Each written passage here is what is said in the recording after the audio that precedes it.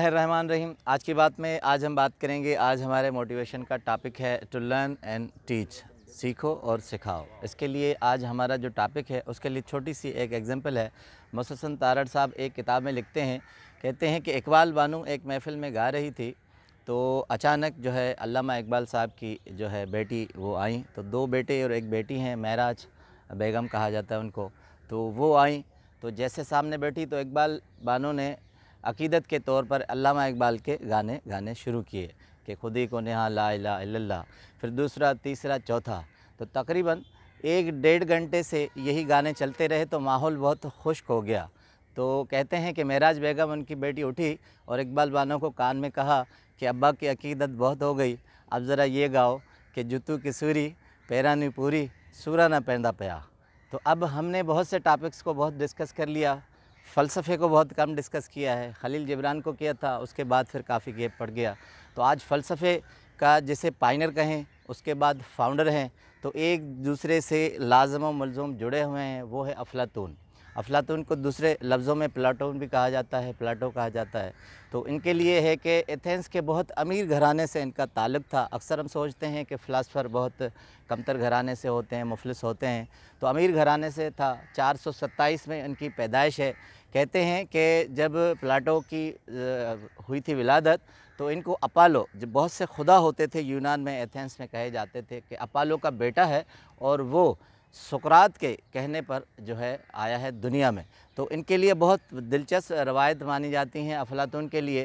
कहते हैं कि जब पैदा हुए थे तो बहुत खूबसूरत भी थे और उनमें बहुत सी खूबियाँ थी। जब वो जवानी के दौर में आए तो शायरी भी करते थे, ड्रामे भी लिखते थे, और कहते हैं शायरी को नसर का असलूब जो दिया है वो अफ़लातून ने दिया है। तो कहते हैं कि पहलवान भी थे, शजी जवान भी थे, मेले मलाखड़े में भी जाते थे, दोस्तों की महफ़िलें भी लगाते थे और बहुत भरपूर किस्म की ज़िंदगी गुजारते थे।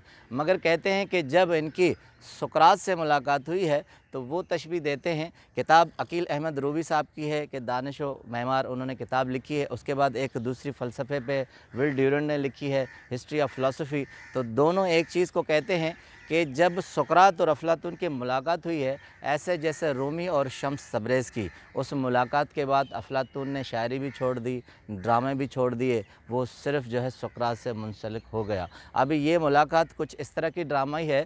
कहते हैं कि सुकरात को काफ़ी अरसे तक एक ही ख्वाब आता रहा। अब उस ख्वाब में क्या था? कहते हैं कि अक्सर रातों को जो वो सोते थे तो एक ख्वाब ये आता था कि हंस का खूबसूरत बच्चा उनके सर पर बैठा है और उसकी चोंच में जो है वो एक माला है, हार है, और उसके बाद वो हार चोंच खोलकर सुकरात को पहना जाता और जब वो उड़ता था तो एक मधुर गीत गाता था, और वो गीत जब दिन को सुकरात उठते थे तो उनके गानों में गूंजता था।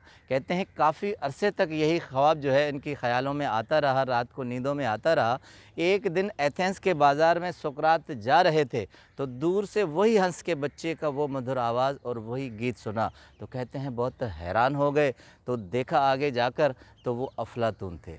तो उन्होंने उनको गले लगाया। उसके बाद कहते हैं दोनों का ऐसा कम्बिनेशन हुआ है कि अफ़लातून से सारे ड्रामे और शायरी भूल गए और वो साया बनकर उनके साथ रहने लगा। और ये उनसियत थी कि जब तक सुकरात ज़िंदा रहा तब तक अफ़लातून उनके साथ रहा। प्लेटो का मतलब यूनान में कहते हैं एथेंस की ज़बान में चौड़े शानों वाला।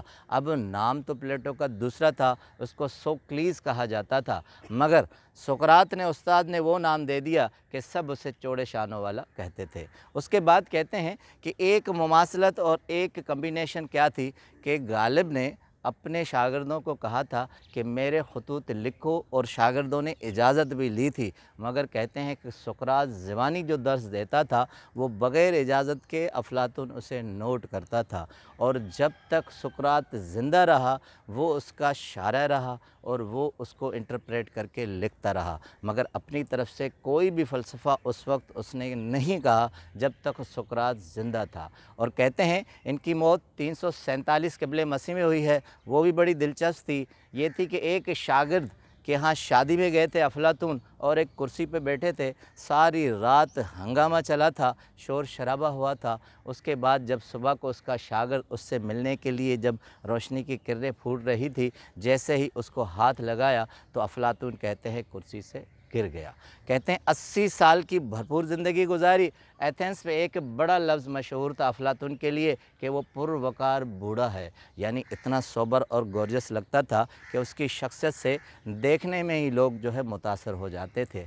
अफलातून ने सारी ज़िंदगी साया बनकर सुकरात के साथ रहे हैं। कहते हैं जब सुकरात को जहर के प्याले की सज़ा मिली थी तो उस वक्त वो बीमार थे, मगर बहुत कसम पुरसी की हालत में वो जेल में मिलने गए थे सुकरात से और उसे कहा था कि मैं आपको किसी तरीके से यहाँ से निकाल लूँगा, क्योंकि पहलवान अपने दौर में रहे थे और आप दूसरे शहर में चले जाएंगे, वहाँ एथेंस का कानून लागू नहीं होता, आप वहाँ भरपूर ज़िंदगी गुजार सकते हैं। अब उस्ताद का ज़र्फ़ ये था, उसने कहा था कि मैं हक़ और सच के लिए प्याला पी रहा हूँ, ज़हर पी रहा हूँ, और मैं अगर भागूँगा तो लोग कहेंगे कि मैं सच के कदम पर नहीं था, और उन्होंने इनकार कर दिया और जहर का प्याला पिया। अब कहते हैं उसके बाद इतनी ज़िंदगी तल्ख़ हो गई अफलातून की कि वो बहुत बुझा बुझा रहता था, तब तक भी उन्होंने दर्स देना शुरू नहीं किया था। सारी ज़िंदगी सुकरात से सीखते रहे थे। कहते हैं कि एथेंस की इंतज़ामिया और हुकूमत उसके ख़िलाफ़ हो गई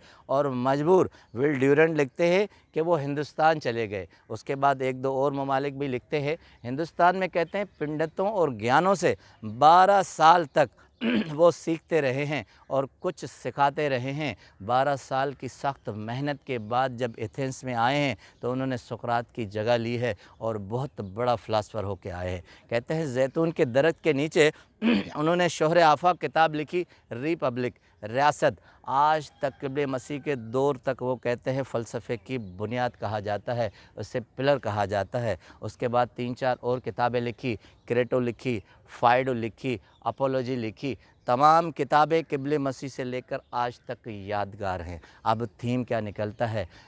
अफलातून की सारी ज़िंदगी से मकसद ये निकलता है कि सारी ज़िंदगी वो सीखते रहे अपने उस्ताद से जब तक वो ज़िंदा रहा। उसके बाद 12 साल त्याग करके उन्होंने 12 साल तक पंडितों और ज्ञानों से सीखा है। अब जब सारी ज़िंदगी वो इल्म सीख कर आए, उसके बाद वो कहने लगे कि मैं अब कुछ सिखाने के लायक रहा हूँ। ज़िंदगी में आपकी जो भी फ़ील्ड हो, जो भी शोबा हो, आप ज़िंदगी में जब तक नहीं सीखेंगे तब तक आप सिखा नहीं सकेंगे।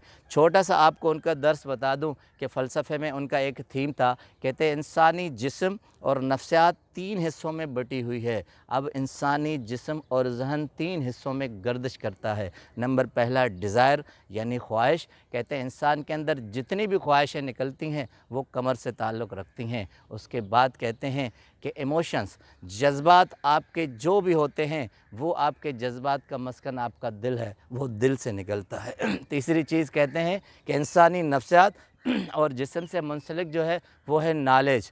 जो भी आपके जहन से अक्ल, जहन, मुदब्बर, दलील, जो भी चीज़ें निकलती हैं वो आपके सर से निकलती हैं, जहन से निकलती हैं। ये तीनों चीज़ें मिलकर आपके जहन और नफ्सियात को चलाती हैं, ऑपरेट करती हैं। फ़लसफ़े का छोटा सा थीम उनकी किताबों में बहुत सी ऐसी चीज़ें हैं कि हमें ज़िंदगी की राह मिलती है। अब मकसद ज़िंदगी में सबसे पहले किसी भी शोबे में आना हो तो सीखें, भरपूर सीखें, उसके बाद सिखाएं। अपनी ज़िंदगी को मकसद ये बनाएं कि सीखना और सिखाना है, उसके अलावा ज़िंदगी का कोई मकसद नहीं रहता। आपका बहुत बहुत शुक्रिया।